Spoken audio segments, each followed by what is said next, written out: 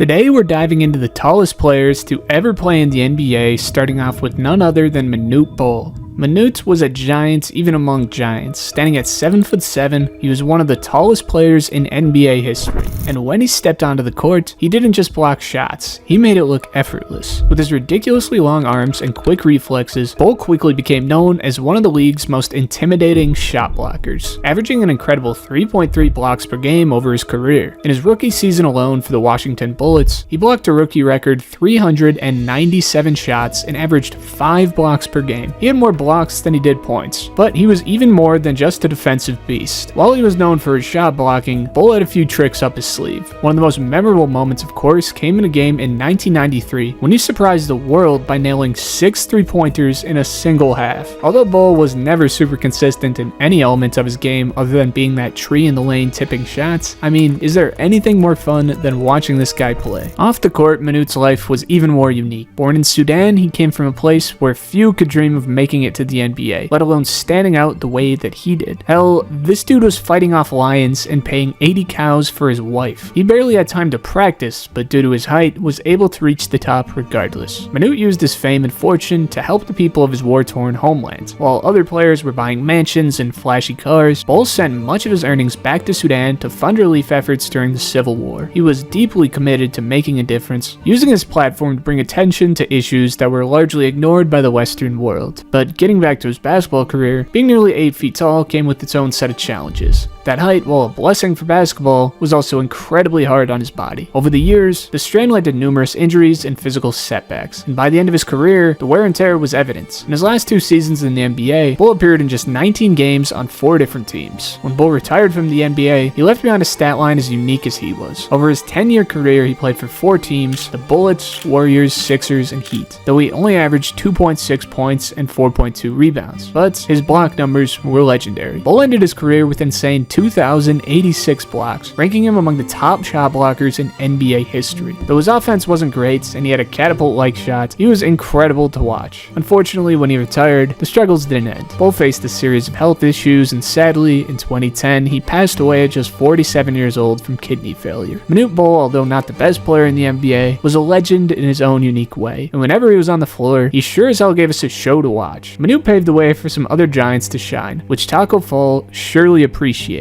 Tacko Fall is one of the most recognizable giants in recent NBA history. Standing at an incredible 7'6", Tacko became an instant fan favorite with his towering frame and infectious smile. Born in Senegal, Tacko didn't really know anything about basketball. At the time, he was focusing more on academics, showing a love for science and math, even with the dreams of becoming a biochemist. But standing at 7'3" as a 15-year-old, it wasn't long before basketball coaches began to notice him. He then decided to take his basketball career seriously and moved to the United States in 2012 for his high school sophomore season. By his senior year, this guy was putting up 20 points, 15 rebounds, and 5 blocks per game while dominating from the field, shooting 75%. Even though he wasn't super talented, coaches knew they could turn him into a beast in the right system, which was one of the key reasons he earned a basketball scholarship at the University of Central Florida. At UCF, Tacko's height and defensive presence made him a star, and his shot blocking ability quickly turned him into one of the most intimidating presences at the college level. During his time at UCF, Tacko's development continued at a pretty steady pace. As a senior, he averaged 11 points, 7.7 boards, and 2.6 blocks per game, shooting 75% from the field. I mean, this guy was kind of a cheat code at the college level. Despite not playing top-of-the-line talent, this guy was still D1, and not only was he giant, but his hands were sharp and soft to pair. He led UCF at an impressive 24-9 this season, and secured a spot in the 2019 NCAA tournament. In a memorable matchup against Zion Williamson at Duke, Tacko nearly led his team to a Cinderella upset, blocking shots and dominating the paint in one of the tournament's most watched games. Though UCF lost by a single point, Tacko's performance on the national stage made him a fan favorite and an intriguing NBA prospect. But despite this, Tacko went undrafted in the 2019 NBA draft. Many NBA teams were shifting away from classic paint protector big dudes, focusing on more agile players who could stretch the floor and switch defensively. Concerns about his mobility and the NBA's faster pace likely played a role. But just because he didn't get drafted didn't mean Tacko's career was over. Shortly after the draft, the Celtics signed Tacko to join their summer league team. In his first summer league games, Tacko drew significant attention, swatting shots, grabbing rebounds, and hitting a hook shot here or there. His 7'6" frame frame and 8'2" wingspan made him an instant fan favorite. And by the end of Summer League, the Celtics saw Tacko's potential to serve as a situational player and unique fan draw, ultimately signing him to a two-way contract. This contract allowed Tacko to split his time between the NBA and the G League, where he could gain consistent playing experience while also making appearances with the Celtics. And the few times he did step on the court at TD Garden, fans erupted, and every time Tacko touched the ball, the crowd cheered even harder. But Tacko never really made a name for himself in the NBA. During his 2 years with the Celtics, Tacko played in just 26 games, averaging 2.7 points, 2.6 rebounds, and a block a game, and usually only played at the end of blowouts. Tacko, although at times is good for a few quick buckets here and there, is really just a major nuisance to have on your team. Similar to many guys this size, you'll see their insane shooting percentages in limited minutes and wonder why the hell they're not getting more clock. But in reality, these stats are empty and misleading. Similar to guys like Boban, although Tacko is not quite as good as him, Tacko is good for some easy buckets around the rim, protecting the basket on the weak side for a block and a hook shot here and there. But while they're not doing that, these guys are getting completely exploited. When compared to smaller, more athletic players like a Dwight Howard type, or even at a more average level with guys like Derek Lively or JaVale McGee, a slow-footed tree has absolutely zero chance keeping in front of these guys in the pick and roll, which is the easiest way to expose them, as well as in transition or even off the offensive glass. Tacko Fall, although very fun and efficient, was not able to crack any rotation time due to his concrete feet, as well as not being as good at other things like tracking down rebounds, finishing from outside of 3 feet, or staying on his feet around the basket as a guy like Boban has mentioned before. And heading into the 21-22 season, Tacko decided he needed a change of scenery and signed with the Cavs. But once again, Tacko's role was limited as he appeared in just 11 games. And as of now, that season would be the last we've seen of Tacko in the NBA. He finished his career with averages of 2 points, 2 rebounds, and almost a block, but he might not be done just yet. At 28 years old and playing overseas in China, although his NBA career is most likely over, there is a slight chance that he returns. Granted, it would be more of a business move than a basketball move. It's sad that he didn't have a very successful NBA career, something that is far different from the next guy on the list, Mark Eaton. Unlike Manute Bol and Tacko Fall, Mark Eaton was a little shorter, standing at 7'4", but he was 275 pounds, around 75 pounds heavier than Manute. And Mark had one of the greatest success stories in basketball history. Eaton didn't even consider basketball as his primary focus until his early 20s. In high school, Eaton was actually more interested in water polo and auto mechanics. After graduation, he became a mechanic and seemed settled on that career path until a JUCO basketball coach spotted him and encouraged him to at least give basketball a shot. Eaton took the advice to heart and ended up attending Cypress College in California, where he started developing his game. His progress eventually led to a scholarship at UCLA, but even there, Eaton found himself on the bench more than the court. In 2 seasons with the Bruins, he barely played, averaging just 1.3 points per game. However, his sheer size and defensive potential hadn't gone unnoticed, and Eaton's life took a major turn when he was drafted in the 4th round of the 1982 NBA draft by the Utah Jazz. From the moment that Eaton set foot on the NBA floor, it was clear that his defensive presence was something special. Utah built its defense around him, who quickly established himself as a premier shot blocker. In his rookie season, he led the league with 3.4 blocks per game, and that was just the beginning. In the 1984-1985 season, Eaton had reached his peak of shot blocking ability, setting an NBA record by averaging an astonishing 5.6 blocks per game, an achievement that still stands as the highest single season average in NBA history. I mean, this year was crazy. He swatted a total of 456 shots, earning his first NBA Defensive Player of the Year award and putting the league on notice, an honor that he definitely deserved. Mark Eaton's dominance on defense continued throughout his 11 years with the Utah Jazz. He led the league in blocks 4 times and was named a Defensive Player of the Year twice in '85 and '89. He even earned himself an All-Star appearance in that '89 season. By the time he retired in 1993, Eaton had racked up a total of 3,064 blocks, ranking him 4th all-time, despite playing fewer seasons than many of the other leaders in that category. He finished his career averaging 3.5 blocks per game, the highest career average in NBA history. Eaton was the definition of a defensive specialist, and his legacy lives on as one of the greatest rim protectors in NBA history. Mark Eaton was a beast, man. On this channel, we've talked a lot of doom and gloom on slower, more traditional big men, which certainly seems to reign true in the modern NBA. But Mark Eaton is living proof that there was a time that these guys reigned supreme. I mean, at over 5.5 blocks a game, this guy could very well be the best shot blocker of all time. And due to his frame being very physically large, unlike guys like Manute, you couldn't have your way with Eaton whatsoever. Although Although Eaton never had the opportunity to guard guys like Shaquille O'Neal, there's no reason to think that Eaton wouldn't be one of the best diesel stoppers in the league. I mean, at a time where post players reigned supreme, Eaton was one of the greatest defenders in the NBA, and it was certainly cool to see this ultra tall and slow player build be utilized to such incredible success. Ever since hanging them up, he has since become an incredibly successful businessman, an award-winning motivational speaker, and a best-selling author. That's pretty cool.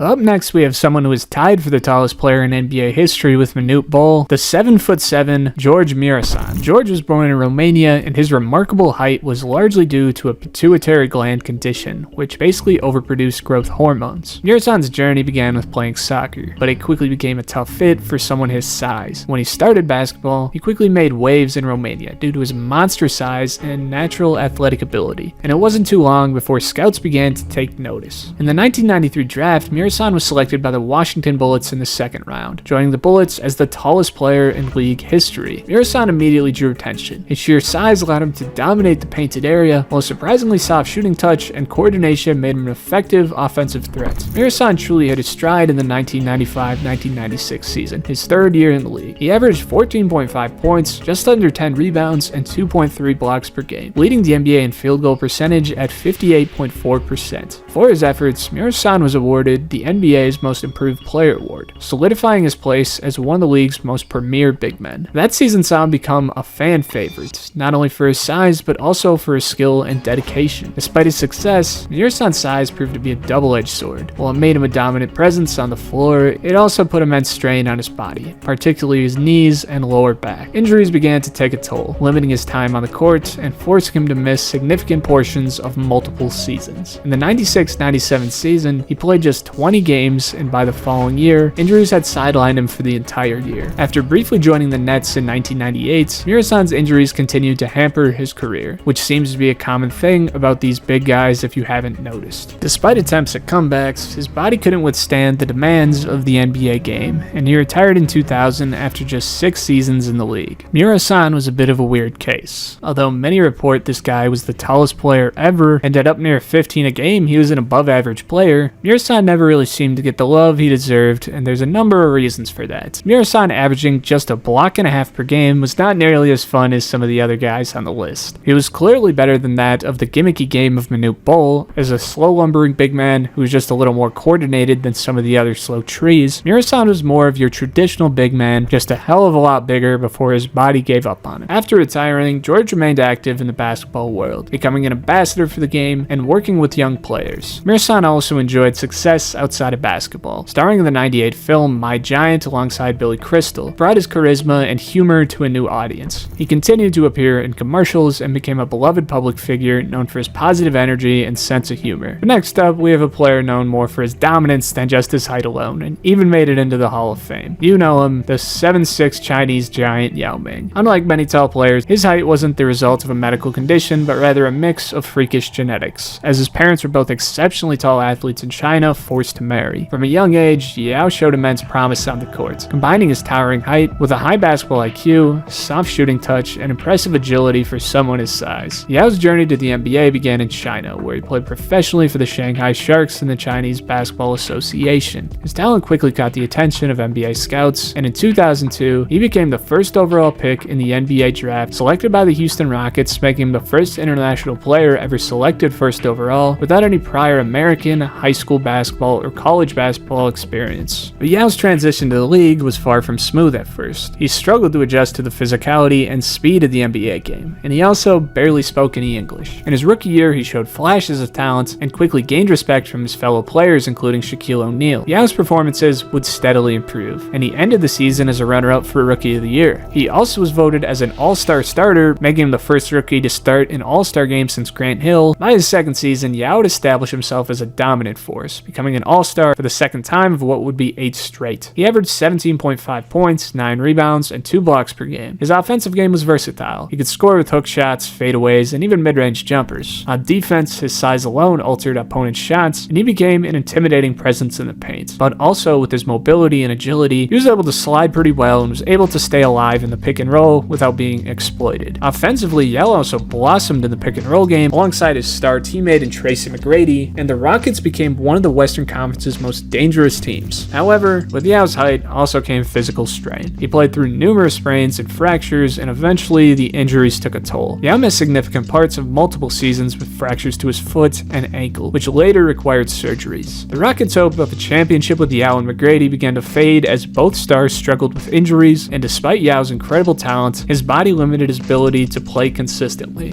In 2011, after battling years of injuries and enduring multiple surgeries, Yao announced his retirement at the age of 30. Despite his shortened career, Yao left an incredible mark on the NBA. He played 8 seasons, averaging 19-9 with 2 blocks per game. He also represented the NBA on a global scale, helping the league gain massive popularity in China and beyond. After his retirement, Yao continued to influence the game. He became involved in the wildlife conservation and the promotion of basketball in China and served as the president of the CBA. His legacy was solidified in 2016 when he was inducted into the NBA Hall of Fame. Yao Ming was really one of the best big guys that the game has ever seen, with no true weakness in his game other than his inability to stay healthy, of course. The dude was an all-star literally every single season except the 09 campaign, and that was because he didn't play. The man was elite. Yao Ming's journey was unique. Shawn Bradley's story, however, is far more disappointing. Bradley's height made him a natural fit for basketball, but his journey wasn't typical. After a strong high school career in Utah, he played just 1 season at BYU, where he averaged an impressive 15-7 with 5 blocks per game. His defensive prowess and height drew NBA attention quickly. However, before entering the league, Bradley took a 2-year gap to serve on a mission trip for his church, which made teams hesitant to draft him. But clearly, they didn't hesitate very long, as Shawn Bradley was selected with the 2nd overall pick in the 1993 NBA draft by the Philadelphia 76ers. Bradley's rookie season with the Sixers showed his potential, particularly on defense, averaging 10 points, 6 boards, and 3 blocks per game. Bradley was immediately recognized as a force in rim protection. His shot blocking instincts were elite, and he quickly became one of the league's leaders in blocks, setting the tone as a defensive anchor for Philadelphia. However, his towering frame presented challenges on offense. Bradley struggled with physicality and strength, often finding it difficult to score against much stronger and more aggressive defenders, and he quickly became known for more of his shot blocking than his overall dominance. The 76ers weren't getting what they expected from Bradley, so in 1995 they traded him to the Nets. Bradley's time in New Jersey was short-lived, but showcased his shot-blocking talents even further. In 1995-1996, he led the NBA in blocks per game with an impressive 3.4 per showing, which would remain the peak of his career in that category. But despite his individual achievements, the Nets struggled, and Bradley really didn't fit in with the Nets system. So after just a season and a half with the Nets, he was swapped to the Dallas Mavericks in a blockbuster deal, which was an 8-player swap.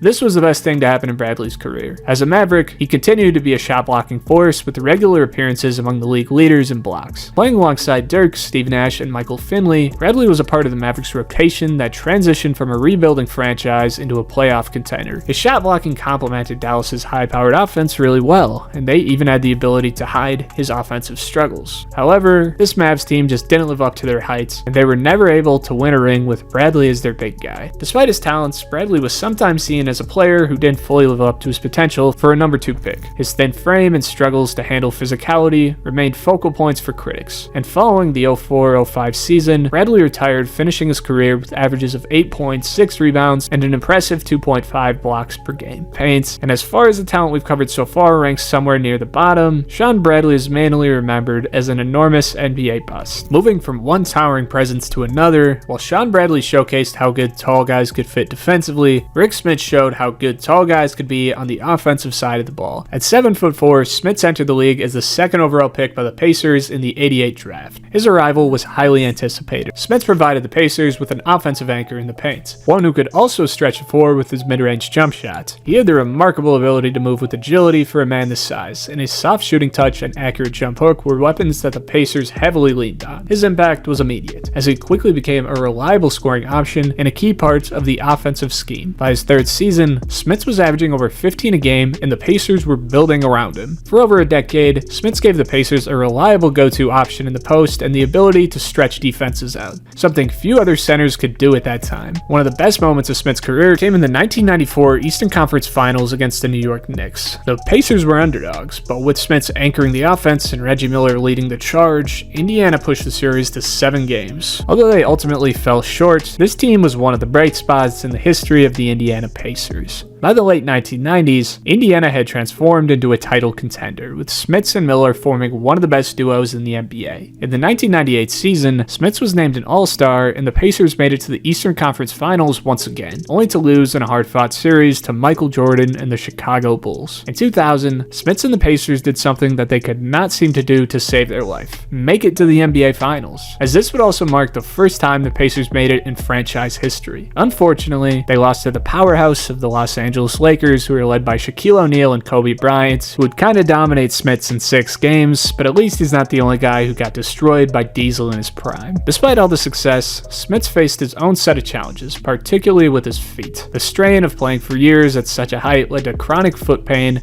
that ultimately cut his career short. Following the 2000 season, Smits retired at the age of 33, choosing to prioritize his long-term health over the NBA success. He finished his career with impressive stats, averaging 15 points, 6 boards, and 1.3 blocks per game over 12 seasons with Indiana. Today, Smits is remembered not only for his size, but for the finesse and versatility that he brought to the center position. He was a pioneer of sorts for big men, who could score from mid-range and beyond, and he paved the way for future players to expand their offensive game beyond the traditional center role. Smits may not have been as flashy as some of his peers, but his talents and role was crucial to the Pacers' success, and that offensive firepower Smits showcased was taken to a whole new level with the talents of Ralph Sampson. Last but certainly not least, we have Ralph Sampson. The 7'4" giant began his journey at the University of Virginia, where he became a college basketball sensation. He was a 3-time National Player of the Year and was widely regarded as one of the greatest college basketball players ever by the time he entered the NBA. Scouts were captivated by his rare mix of size, mobility, and skill. Unlike many other big men who primarily operated near the basket, Sampson had the unique ability to handle the ball a bit, shoot from the mid-range, and even run on the fast break, making him a unique prospect for the Houston Rockets, who selected him with the first overall pick in the '83 draft. Sampson wasted no time dominating the NBA. During his rookie year, he averaged a crazy 21, 11, and 2.4 blocks, earning the Rookie of the Year award and a trip to the All-Star game. With his combination of size, agility, and scoring ability, Sampson quickly became a nightmare matchup for opposing teams. The Rockets knew they had something special with Sampson, and just a year later, they drafted another future Hall of Famer, Hakeem Olajuwon, forming one of the most promising front courts the NBA had ever seen. Together, Sampson and Olajuwon would form the Twin Towers, a duo that was expected to dominate the NBA for the years to come. In the 85-86 seasons, Sampson and Olajuwon led the Rockets to an impressive 51-31 record and an appearance in the NBA Finals. One of Sampson's best moments came in the Western Conference Finals against the heavily favored Los Angeles Lakers. In Game 5 with the series tied 2-2, Sampson made an iconic buzzer-beating shot to eliminate the defending champions and send Houston to the finals. His quick over-the-shoulder shot in midair remains one of the most unforgettable moments in Rockets history. Unfortunately, the Rockets wouldn't overcome the Boston Celtics, but Sampson had cemented his place as a force to be reckoned with in the NBA. Despite his early success, Sampson's career took a dramatic turn as injuries began to plague him. A combination of knee and back problems limited his mobility and took away some of the explosiveness that had made him so dominant early on. Although he showed flashes of his former self, he struggled to stay on the court, missing significant time due to reoccurring injuries. He would go on to spend brief time with the Sacramento Kings and the Washington Bullets, but by this point, his health had severely limited his effectiveness, and he was no longer the same player who had once captivated fans and scouts alike. By the time he retired in 1991, Sampson's career averages stood at 15 points, 9 rebounds, and 1.5 blocks. While these numbers reflect a solid career, they don't fully capture the impact he could have had if he'd been able to stay healthy. Sampson's early years in the league offered a glimpse of what might have been one of the most dominant NBA careers in history. He had shown that big men could be more than just low post scorers and rim protectors. They could handle the ball, shoot from outside, and even lead the fast break, and pave the way for some other guys to step outside of that mold of a traditional big man.